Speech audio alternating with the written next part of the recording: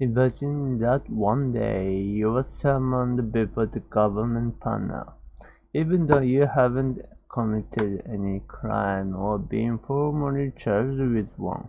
You are repeatedly questioned about your political views, accused of disloyalty, and asked to incriminate your friends and associates. If you don't cooperate, you risk jail or losing your job.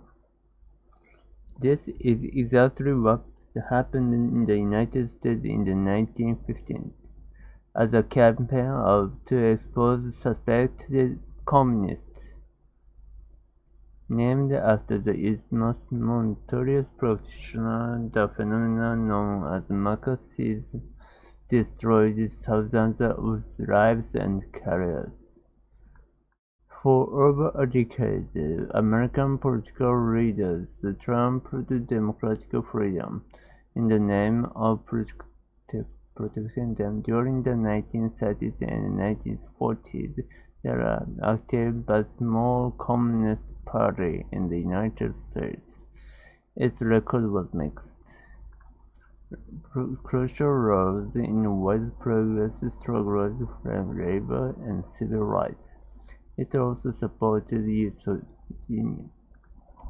From the start, the American Communist Party faced attacks from conservatives and business leaders, as well as from liberals who criticized its ties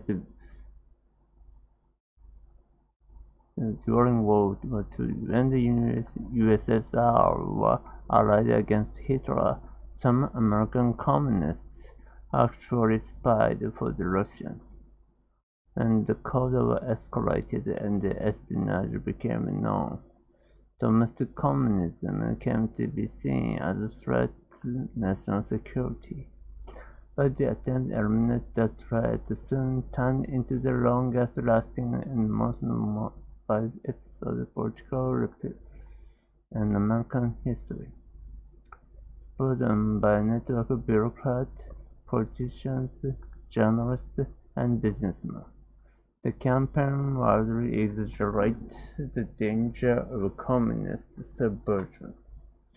The people behind it harassed and even suspected holding rest of self-critical views was those who did. If you hang modern art on your own, house merch circles, or sign petitions against nuclear weapons, you might just be a communist. Starting in the late 1940s, FBI Director J. Edgar Hoover used the resources of his agency to hunt down such supposed communists and eliminate any positions and influence within American society. And the narrow criteria that Hoover and his allies used to screen federal employees spread to the rest of the country. Soon, Hollywood studios, universities, car manufacturers, and thousands of other private employers were imposing same political tests on men and women who worked for them. Meanwhile, Congress conducted its own witch hunt, subpoenaing hundreds of people to testify before investigators like the House Un-American Activity Committee. If it cooperated, they could be jailed for contempt, or more commonly, fired and blacklisted.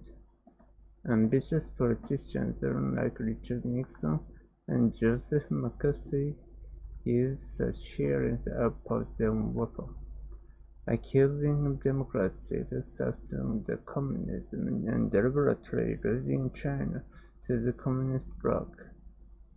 McCarthy of Wisconsin, noted by flaunting ever-changing risk, alleged communists as antipathy.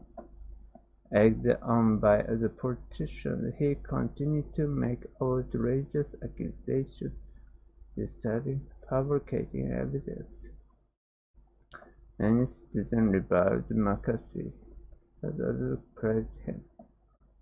When the Korean War broke out, Mah-Jong's fame vindicated. Once he became chair of the Senate Subcommittee on Investigation in 1953, Mah-Jong's recklessness increased.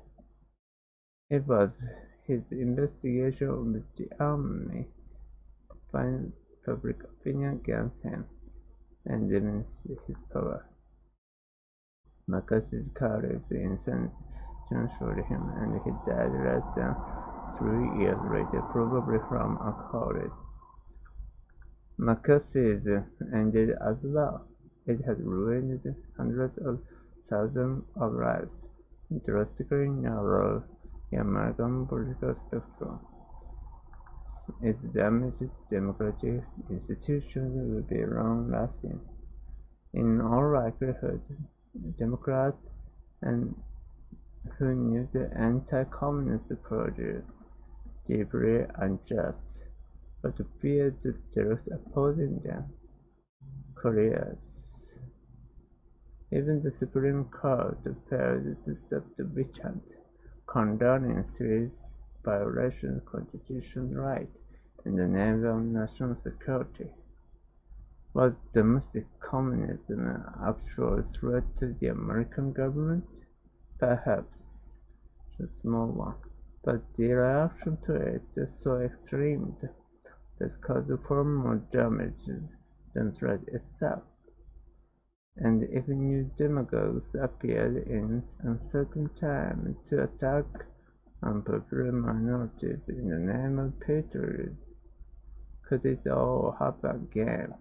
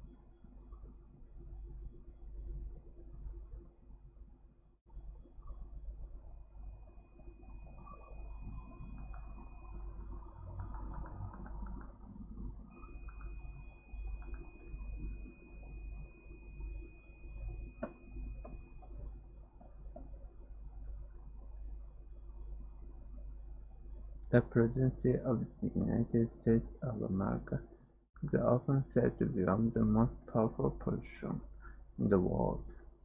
But of the U.S. presidents accused of misusing that power, only one has left office as a result. Does Richard Nixon deserve to be remembered for more than scandal under his presidency? Find out as we put this disgraced president's legacy on trial in history versus Richard Nixon. Or rather, now his dependent today, Samuel Clark. Now you are now. This is Richard Milhouse, the 37th President of the United States, who served from 1969 to 1974. Hold on. As a weird number of years for President served. Where you see President Nixon resigned for the good of the nation, and pardoned President Ford, who took over after him. He resigned because he was about to be impeached. So exposed. What was the crime, Your Honor? The Watergate scandal was one of the grossest abuses of presidential power in history. Nixon's men broke into the Democratic National Committee headquarters to wiretap the offices and dig up data on the post-election campaign. It was established that the president did not order this burglary, but as soon as he learned that it covered up by lying about it for months. Ah yes, but it was who the good of the country. He did so much during his time in office, could have done so much more. It's a scandal jeopardizing his accomplishment. Accomplishment? Yeah. Did you know the president who proposed the creation of the Environmental Protection Agency? National Environment Policy Act into law, not to mention Endangered Species Act, Marine Mammal Protection Act, Exploitation Cleaning Act. Sounds pretty progressive, hardly. Nixon's presidential campaign quoted Southern voters within speaking in civil rights. The prosecution may be surprised to learn he signed the Title IX Amendment, banning gender-based discrimination in education, and ensured desegregation of schools occurred peacefully, and he wrote 18th that he didn't have much concern for students after four were shot by National Guard in Kent State. Instead, he called them the Vietnam War, a war he had campaigned on ending, but he did end it. He ended it 2 years after taking office. Meanwhile, his campaign had sabotaged previous president's peace talk, asking South Vietnamese government to hold a supposed term, which I might add didn't materialize. He practiced for years, in which 20,000 more U.S. troops, a million more Vietnamese died for nothing. A president candidate interfering for the negotiation isn't that true reason? It is even a clear violation of the Logan Act of 1799. I think we'll forget President Nixon's main foreign policy achievement was he who normalized ties with China, causing economic continuity today. Are we so sure that's a good thing? And don't forget the support of coup in Chile. Democratically elected President Allende was a brutal military dictator. He was part of the fight against communism, a truly balanced reason built communism to begin with, or was just fear of lower class rising up against the rich. President Nixon could never predicted the violence and Pinochet's regime, and being anti-communist being neglected. He proposed all American families, still a radical concept today, and he even pushed comprehensive healthcare reform, just the kind of the past 4 years later. I'm still confusing this parallelism with the group or not. Your Honor, President Nixon may have violated a law or two, but what was the real harm compared to all his accomplishments? Office. The harm was the democracy itself. The whole point of the ideas Nixon could promote abroad to the people, and hold themselves above the law for whatever reason. Those ideas are undermined if we don't accountable to the law, obvious of the job. Many politicians have compromised some principles to achieve this result, but law-breaking above threatens the very public the nation is built on. Those who do so may find they enter tainted, and history is put on trial.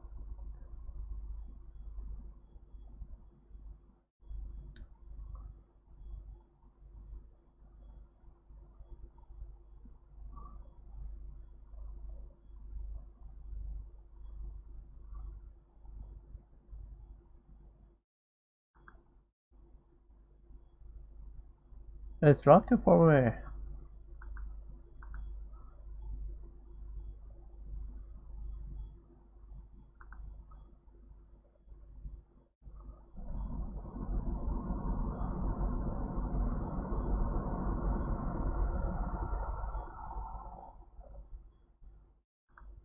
Fundamentally, wearing down the tracks, straight toward 5 workers who can't escape. He happens to be standing next to a switch. Trolley onto the second truck. Here's the problem. That truck has a worker on too, but just one. What do?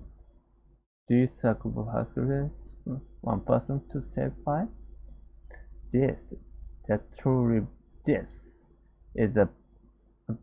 discovery that philosopher Philip Furt devised in 1997. It's popular because it forces us to think about how to choose when there are no good choices. Do we pick up the best outcome or stick to more code, perhaps causing someone death? In one survey, about 19% of respondents said it is to respect the switch, letting one worker try to save 5. And other studies, including a virtual reality simulation of drama, have found a similar result. These judgments are consistent with philosophical principles of utilitarianism, which argues the morally correct decision is the one maximizes as well-being the greatest number of people. There are 5 lives, even if achieving required condemning someone to death.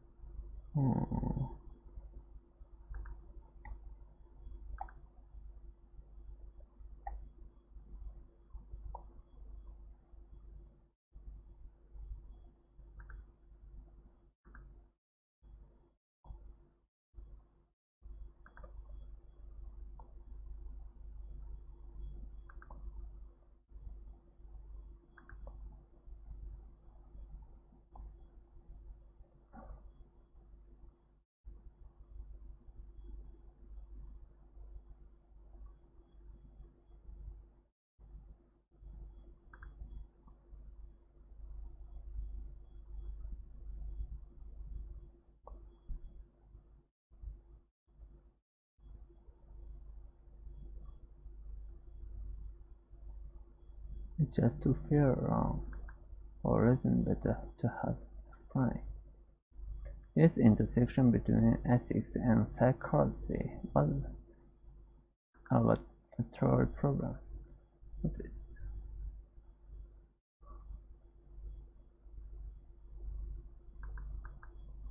The logical way. For example, men are more likely women to say okay, push the man over the bridge. So people who watch a comedy reality study, people were more willing to sacrifice men than women. The study is brain activity of people thinking through the classic and bridge version. Both scenarios get areas of the brain involved in conscious decision-making and emotion response.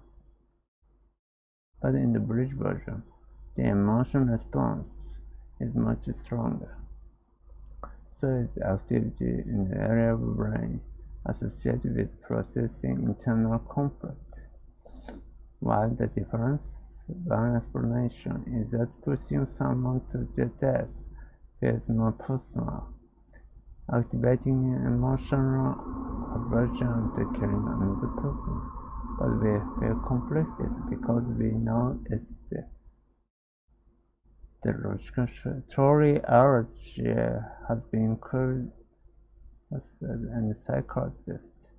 They argue that rebellion instinct premise is so unrealistic that study participants don't take it seriously. But new technology is making psychoanalysis more important than ever. For example, driver may have to handle choices non-accident to prevent a larger one. Meanwhile, government researching autonomous military drones could wind up making decisions of civilian casualties to attack a high-value target. If we want this action to be ethical, we have to decide in advance how to value human life and judge the greater good. So researchers who study autonomous systems are collaborating philosophy to address the complex problem of programming ethics into machines, which goes to show that even hypothetical drones can collision cause with the real world.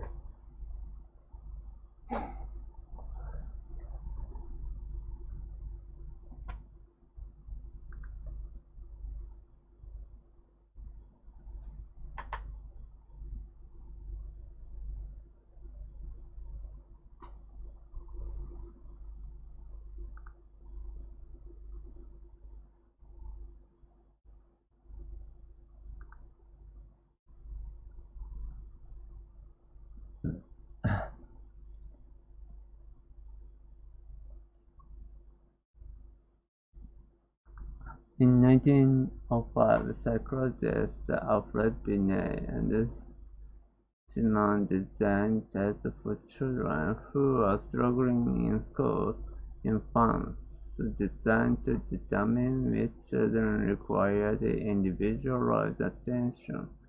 The method found IQ tests.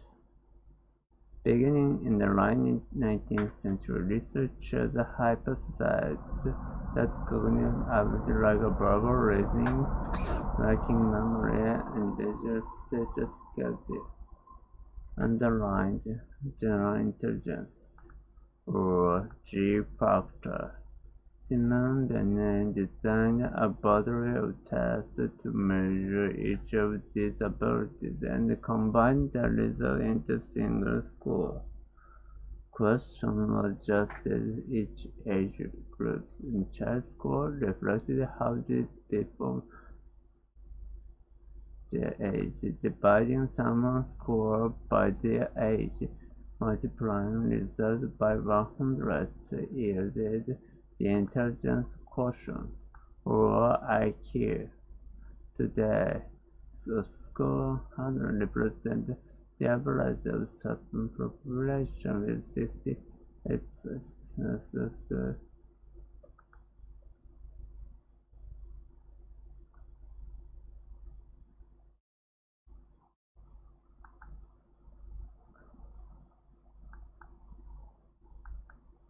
There's no some agreed upon definitions of general intelligence, and that left the door open people to use the test in service of their own preconceived assumptions about intelligence.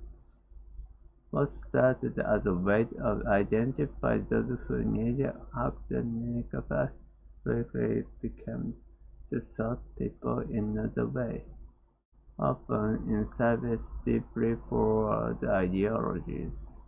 One of the first large-scale implementations occurred in the United States during World War One.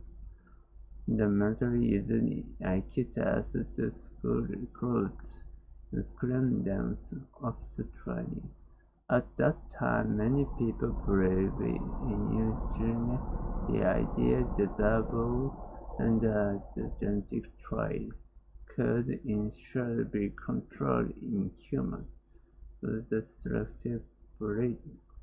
There were many problems with this line of thinking, among them the idea intelligence not only fixed and inherited, but also linked to a person's race. Under the influence of eugenics, scientists used the result of the military initiative to make erroneous claims that certain racial groups intellectually superior to others, without taking into account many of the groups tested were new immigrants to the United States who lacked formal education or English language exposures. They created erroneous intelligence hierarchy of ethnic groups. Intersex eugenics IQ testing influenced not only science but policy as well. In 1924, the state of Virginia created policy allowing for sterilization of people with low IQ scores, a decision the United States Supreme Court upheld. It's Nazi Germany, the government authorized the murder of children based on low IQ.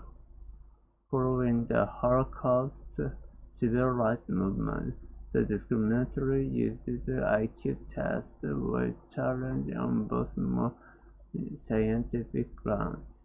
Scientists began to use evidence and environmental impact on IQ.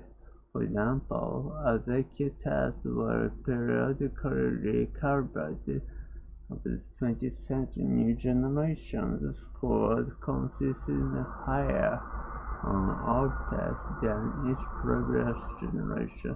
This phenomenon, known as the Flynn effect, happened much faster but because by inherited evolutionary traits.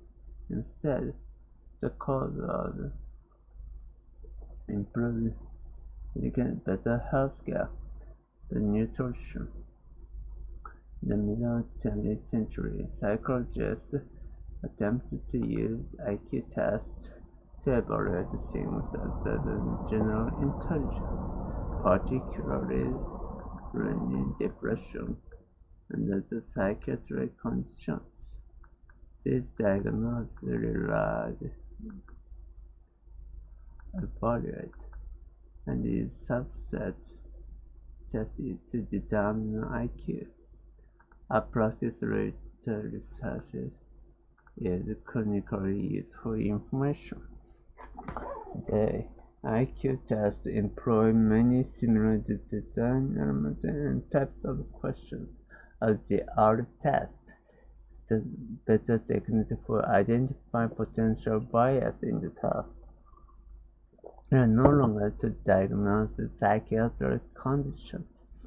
Similarly, probability practice using subtest scores is still sometimes used to diagnose learning disabilities against the advice of many experts. Psychologists around the world still use IQ tests to identify intellectual disabilities, and the results can be used to determine appropriate education support, job training, and assisted living.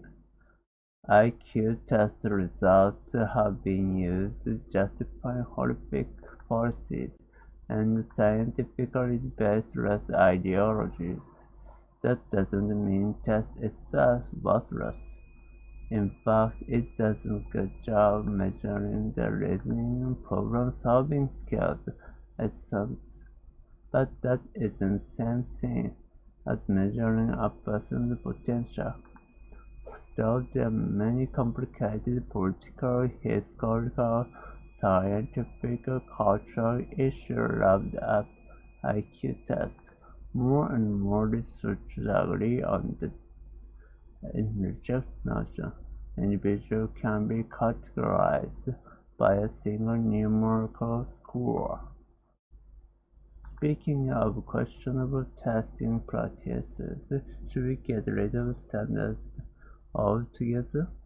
Find out what these tests actually measure in these videos.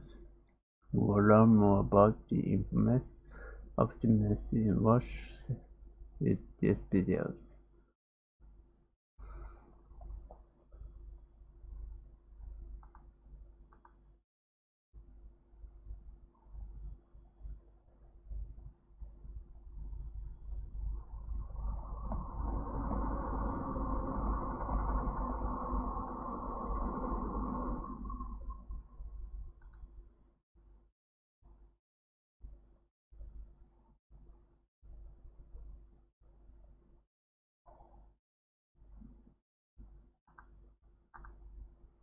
When Reverend Jim Jones founded Temple's Temple in 1955, he could have imagined it horrifying. This progressive religious movement rose in popularity and gained support from some of San Francisco's most prominent politicians. But in 1977, amid brainwashing and abuse, several hundreds of followers, they established the commune, Johnstown, Guyana, built a utopian paradise. The colonialism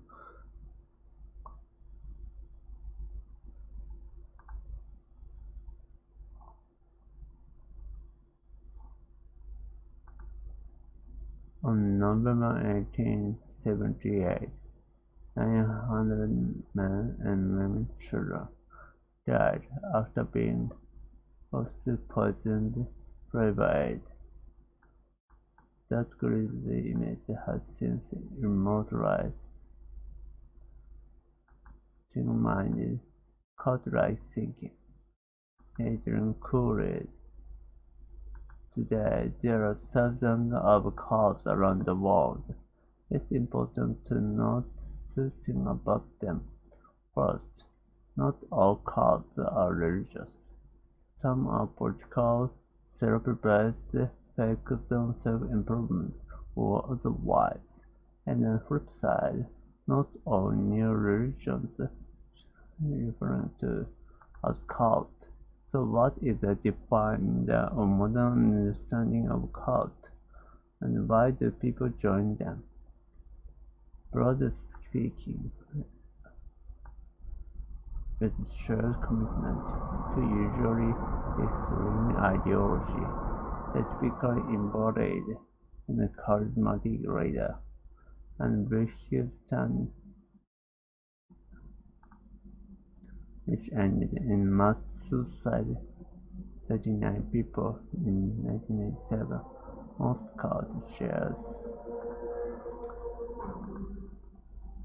a typical cult requires a high level of commitment for its members and maintains strict hierarchy, separating unsupported recruits from unworking.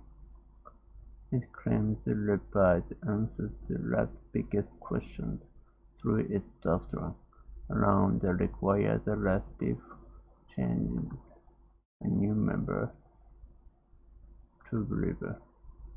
Most important, it uses both formal and informal systems of influence and control to keep members obedient, whether little tolerant for internal disagreement or external scrutiny. You might wonder whether some of this discrimination might also apply to established religions. In fact, the word cult originally described cultivated worship of certain gods by performing rituals and mighty temples, but in time it came to me excessive devotion. Many religions began to cut the integrity and fabric of the religious society as they grew. A modern cult, by contrast, separates its members from others, rather than providing guidelines for members to live better lives. A cult controls them. The personal and family relationships also demand obedience to human leaders. Persuasive people with totalitarian gnosis by money, 6 or 03. A cult uses personal charisma to attract initial followers.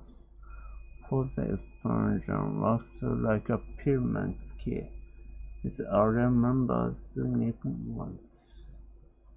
Cults are skilled at whom to target, often focusing on non-mutual areas or whoever recently undergone professional roles.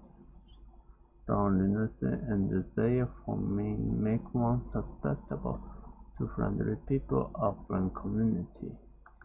They recommend places settle, sometimes taking months to establish relationships. In fact, more than 2/3 of cult members are recruited by friends, family members, or co-workers whose invitations are hard to refuse.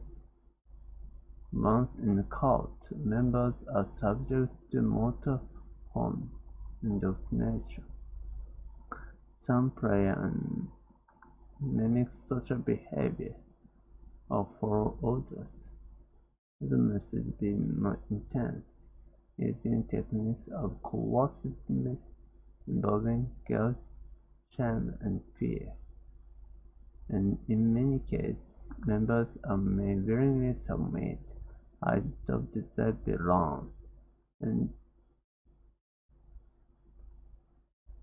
the cult environment discourages critical thinking, to avoid doubt, avoid with modern absolute faith, the resulting internal conflict.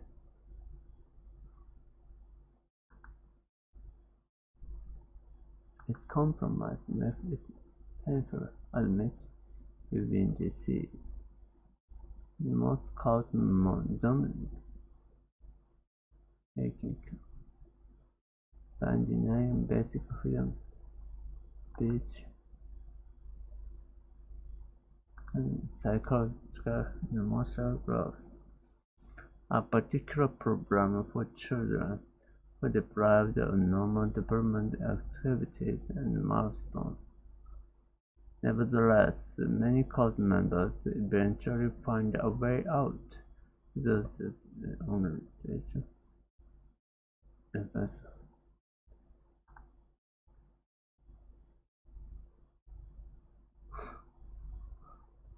Many cults may be hard.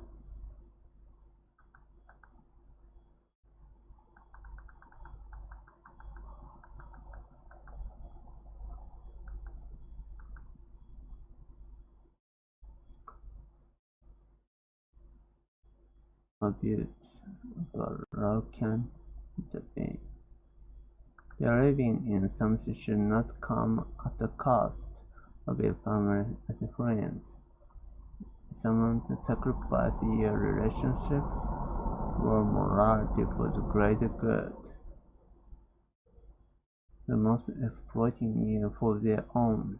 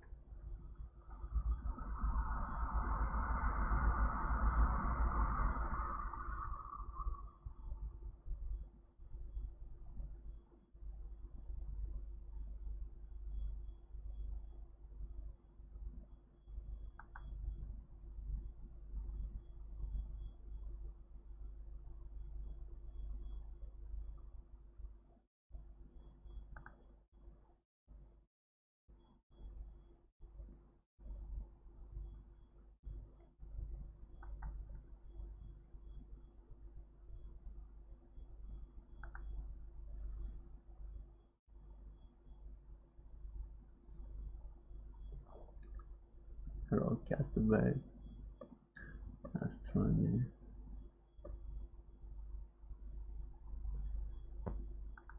These rules. You roll 2 dice. 1, 2, 3, or 4. Player 1 wins. If the biggest number is 5, 6, player 2 wins. Let's try twice more. Here, player 1 wins. And here is player 2. So who do you wanna be? At first glance, it may seem like player 1 has the advantages, since anyone for numbers is the highest. But actually, player 2 has an approximately 56% chance of winning each match. One way to see that is a list of all the possible combinations you can get by rolling 2 dice and then each player wins. Possibilities for the yellow dice. Each cell in the chart shows a possible combination when you roll both dice. If we roll 4 and mark a 3 and a 1 gives player 1 a victory here. There are 36 possible combinations, each with exactly the same chance. Mathematicians call this. Now we can see why the first glance example in player 2 plus 2, the chance of each number being greatest is not the same. There is a 1 in 36 chance that 1 with the highest number, but in the 11 in 36 chance that 6 will be the highest. So if any of these combinations, player 1 wins, and if any of these combination rolls, player 2 will win. Of the 36 combinations, 16 gives the victory to, and 20 gives player 2 the win. You could think about this way too. The only way player 1 can win is if those dice show 1, 2, or 4, or 5 or 6. The chance of one die showing 1, 2, or 3 is 4 out of 6. The result of each die roll is independent from the other, and you can join independent events by multiplying the probabilities. The chance of getting 1, 2, 3, or 4 both dice is 4 out of 6 times 4 out of 6, 16 out of 60. Because someone has to win, the chance to win is 36 minus 16 out of 36, or 20 out of 6. Those are the exact same probabilities we got, whatever. But this doesn't remain. Or even that if play 36 games as player 2, you win 20 them. That's why events like dice rolling them are called random. Even though you calculate theoretical probability of each outcome, you might not get the expect the result if it's but if you repeat those random events many times, the frequency of a specific outcome, like a player 2 win, will approach the theoretical probability. That body we got the writing down of the possibilities, the counting up.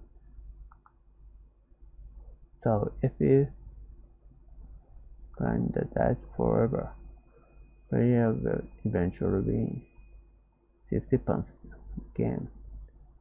Player will win the 44%. But then, of course, banana would be long gone.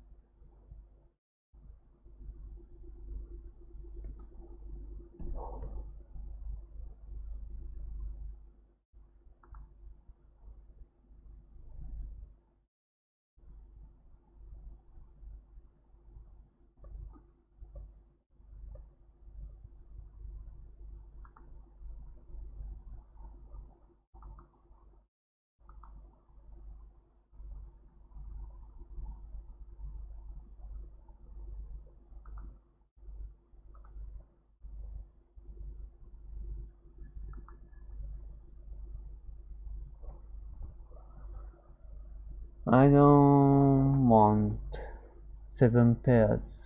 Imagine that one day you summon them before the government panel. Even though you haven't committed any crime, you are being formally charged with one. You are repeatedly questioned about your political views, accused of disloyalty, and asked to incriminate your friends and associates. If you don't cooperate, you risk jail or losing your job. This is exactly what happened in the United States in the 1950s as a part of the campaign. Suspected communists, named after its notorious practitioner, the phenomenon known as Marxist destroyed thousands of lives and careers. For over a decade, American political leaders trampled democratic freedom in the name of protecting them. During the 1930s and 1940s, active but small Communist Party in the United States, its record was mixed. Crucial roles in the wide progressive civil rights. It also supported Soviet Union. From the start, the American Communist Party faced attacks conservatives as well as liberals who criticized Soviet regime. During World War II, USSR allied against Hitler. Some American communists actually spied for the Russians, and the Cold War escalated espionage. Now, domestic communism came to be seen as a attempt soon turned into the longest lasting, most vast political repression in American history. Spurred on network bureaucrats, politicians, journalists, and businessmen. The campaign widely exaggerated the danger of communist subversions, harassed anyone suspected political views associated with who did. If you hung modern art on your walls, had much leisure, circus, or science fiction against nuclear weapons, you study in a line close to childhood.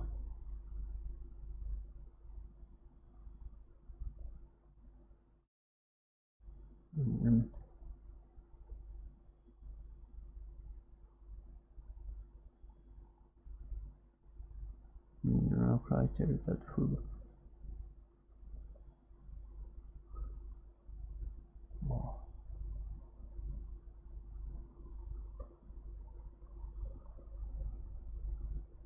manufacturers and thousands of other employers, imposing same political tests.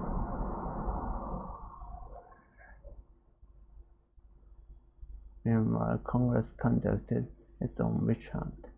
Subpoenaed hundreds of people testified before investigators. Mah-Jong activist committee. If they cooperate, jailed for contempt, or more commonly, fired and blacklisted. Ambitious politicians Richard Nixon and Joseph McCarthy used such hearings as a partisan weapon, accusing Democrats of being soft and communist, deliberately losing China to the communist bloc. McCarthy, a Republican senator from Wisconsin, became notorious promoting ever-changing lists of alleged communists within the State Department. Egged on by the politician, he continued to make outrageous accusations of disturbing, fabricating evidence. Many citizens reviled McCarthy as it praised him. When the Korean War broke out, McCarthy seemed vindicated. Once he became chairman of the Senate Subcommittee on Investigation, McCarthy's reputation increased. It was his investigation of the army that finally turned public opinion against him and diminished his power. McCarthy's colleagues in the Senate censored him, and he died less than 3 years later, probably of alcoholism. And it as well. It had ruined hundreds of, if not thousands, of lives, and drastically narrowed the American political spectrum. It damaged democratic institutions long-lasting. In all likelihood, Democrats and Republicans who knew that anti-communist causes were deeply unjust, but feared the directly opposing them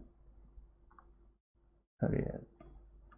Even the Supreme Court failed to stop the witch hunt, condoning serious violations of constitutional rights in the name. Was the domestic communists and the actual threat to the American government? Perhaps the small one, but the reaction to it so extreme that it caused far more damage than the threat itself. And if new demagogues appeared in uncertain times to attack unpopular minorities in the name of patriotism, could it all happen again?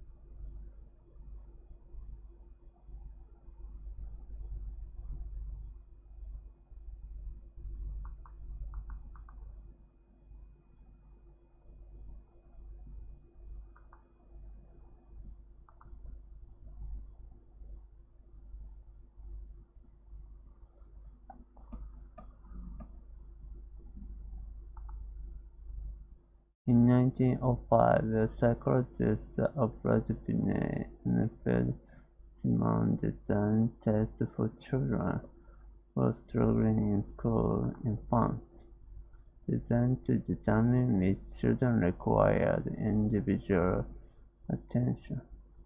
The method formed the basis of the IQ test. Beginning in the late 19th century, researchers hypothesized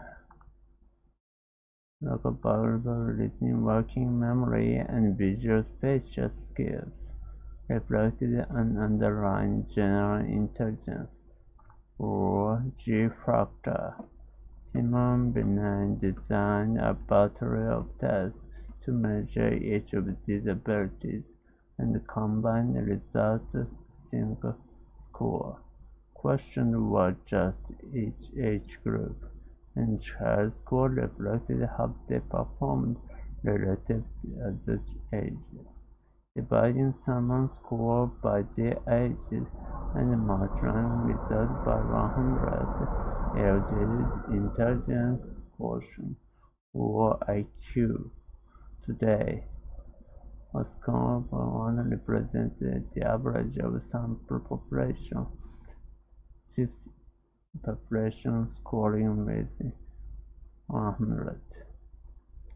Simon Binet said the scales of this assessed general intelligence. Best then knows the agreed upon definitions of general intelligence, and that left the door open people to use tests in service of their own preconceived about intelligence.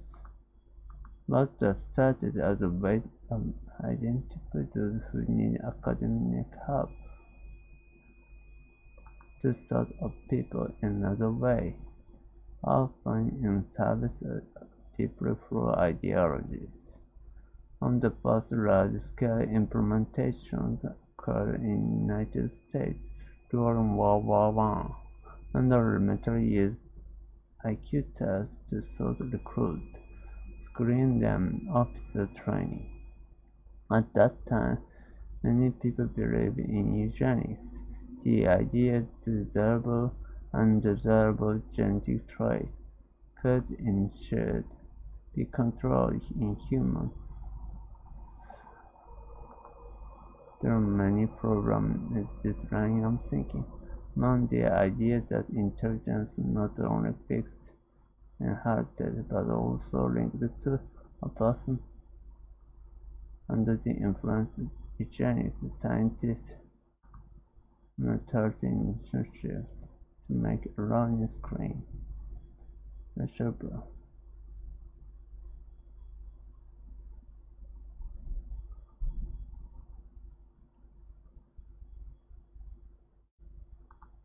United States, who lacked formal education or English language exposure, they created an erroneous intelligence hierarchy of ethnic groups.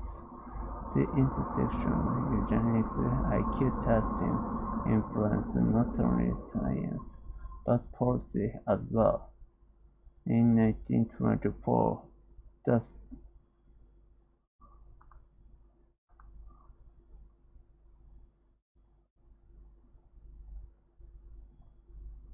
a decision the United States Supreme Court upheld. In Nazi Germany, the government authorized murder based on low IQ.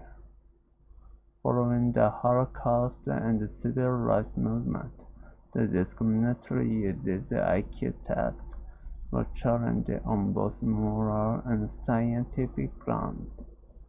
Scientists began to gather evidence of environmental impact on IQ.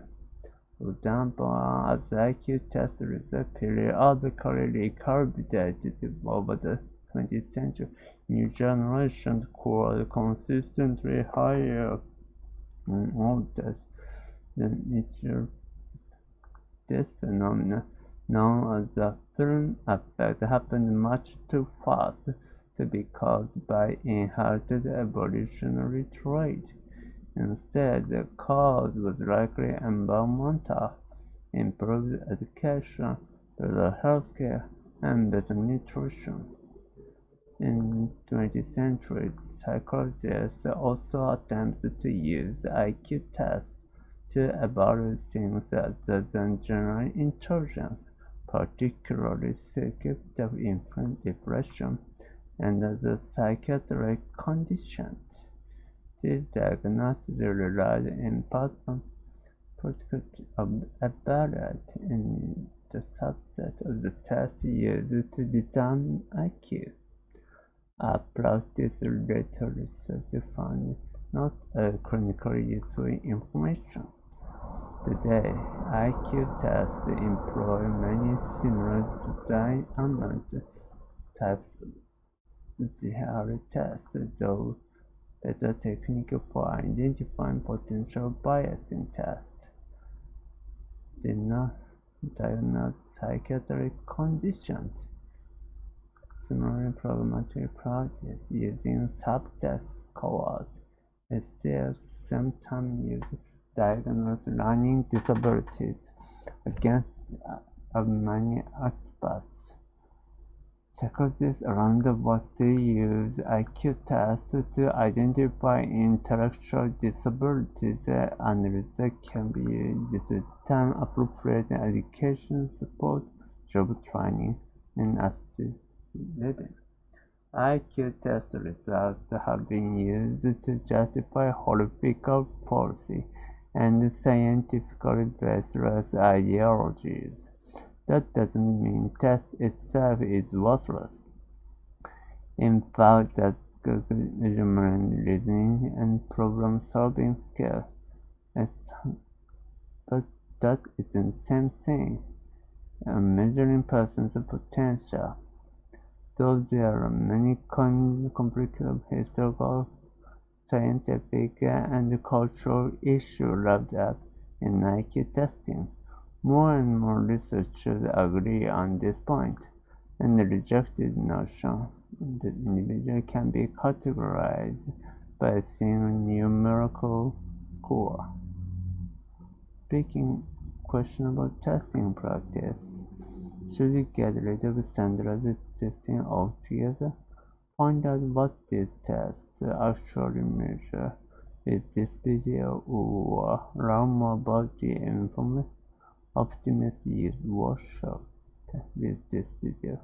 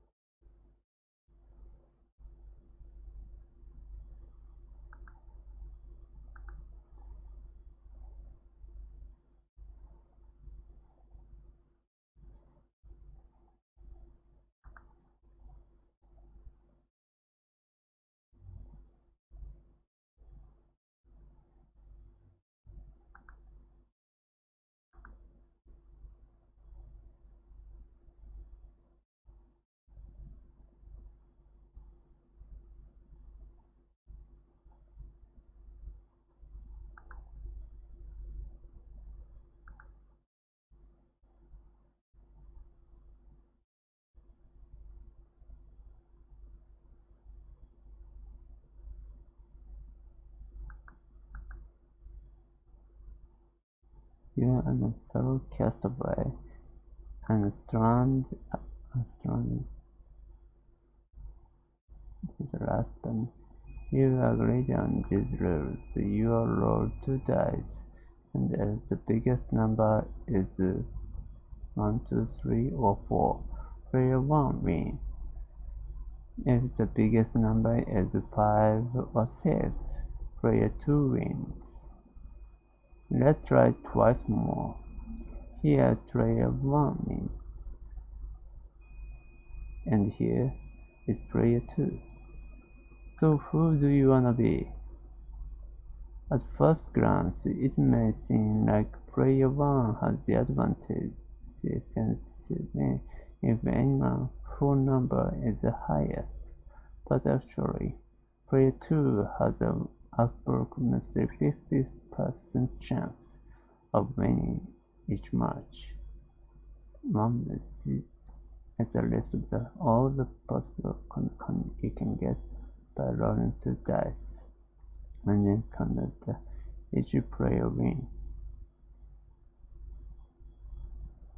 11.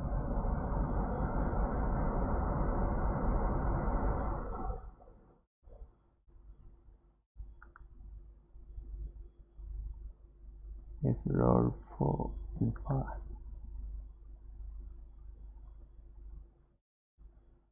3 and 1 gives 1 a victory here. There are 36 possible combinations. It should be the same chance happening. Mathematicians call this the equal probability event. Now we can see why the first glance was wrong.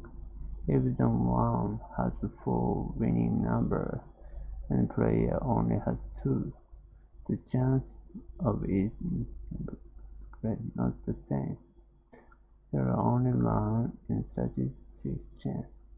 The 1 is the highest number, but there's 11/36 chance the 6 will be the highest. So if any of these combinations are rolled, player 1 will win, and if these combinations are rolled, player 2 will win. Out of the 36 possible combinations, 16 gives the victory to player 20.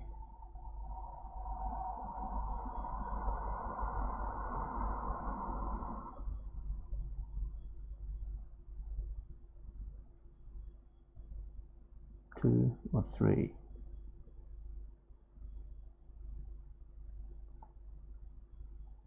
The chance of one die shown 1, 2, 3 or 4. 4 out of 6. Each die roll is independent from the other. Turn probability event to event, not random probabilities. 1, 2, 3 or 4 on both dice. So 4 out of 6 times 4.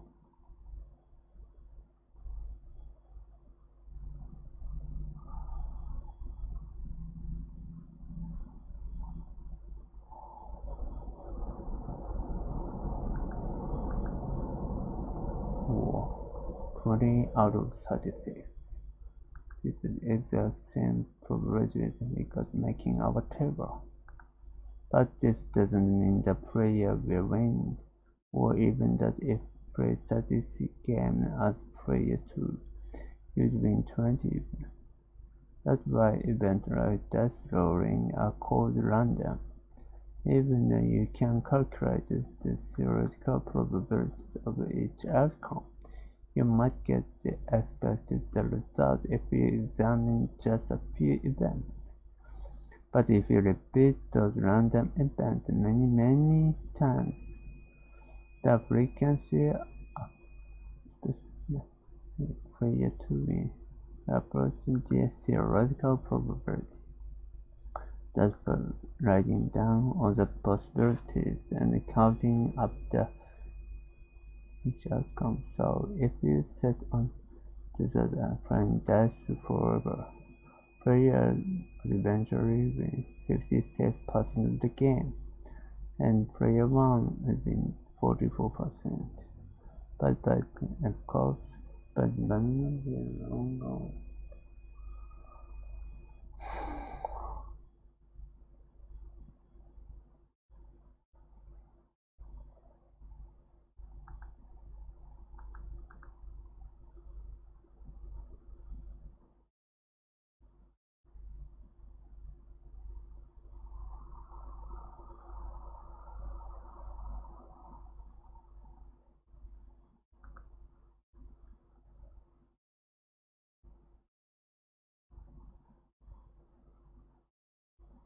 The presidency of the United States of America is often said to be one of the most powerful positions in the world, but all the US presidents accused of misusing that power Only one has left office. As a result, does Richard Nixon deserve to be remembered for modern scandals and his presidency? Find out as we put this disgraced presidency on trial. In history,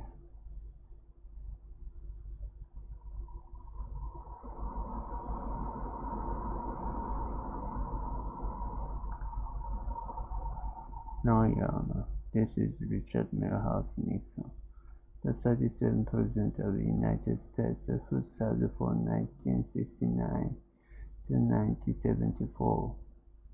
Hold on. As the number of years for President served, where you see President Nixon resigned for the good of the nation.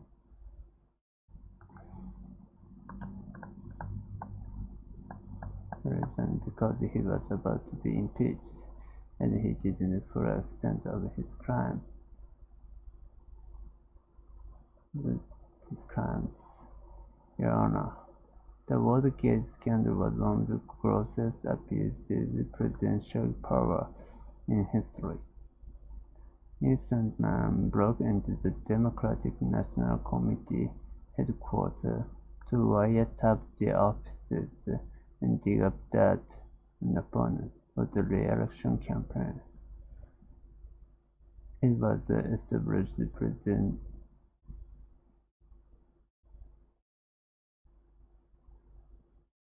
he did everything covered up, while lying about it.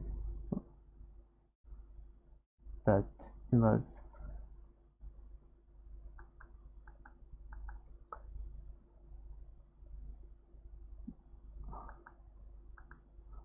jeopardized his accomplishment. Accomplishment? Yes, Your Honor. Did you know it was President Nixon who proposed the creation of the Environmental and National Environmental Policy Act into law? Not mention Endangered Species Marine Protection Act, Expansion Clean Air Act. So pretty progressive. Hillary then called the Southern border the true fear and resentment of the civil rights movement.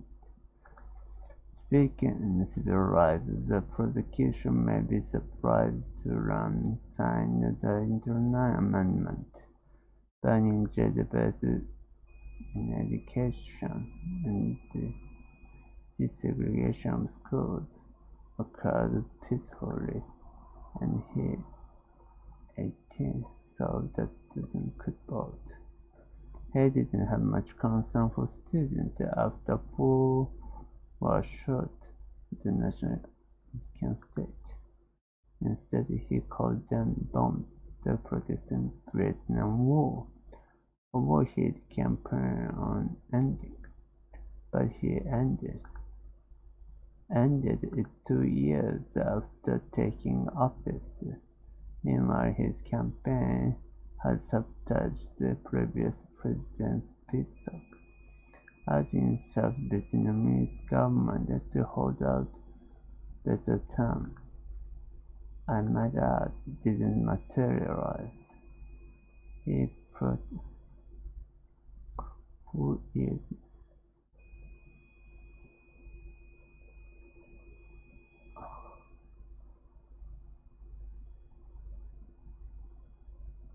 A presidency candidate in the very for negotiations. Isn't that tourism? A clear violation of the Logan Act of 1799. I think we forget President Nixon's many foreign policy achievements. It was he who normalized ties with China. Economic ties continue today. Always that's a good thing, and to support and replaced the democratically re-elected President Allende with a brutal military dictator. It was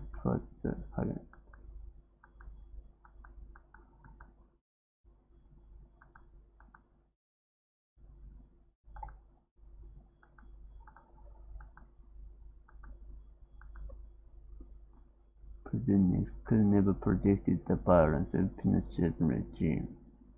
Being anti-communist didn't mean neglecting the poor. He proposed guaranteed basic income for all American families. Still,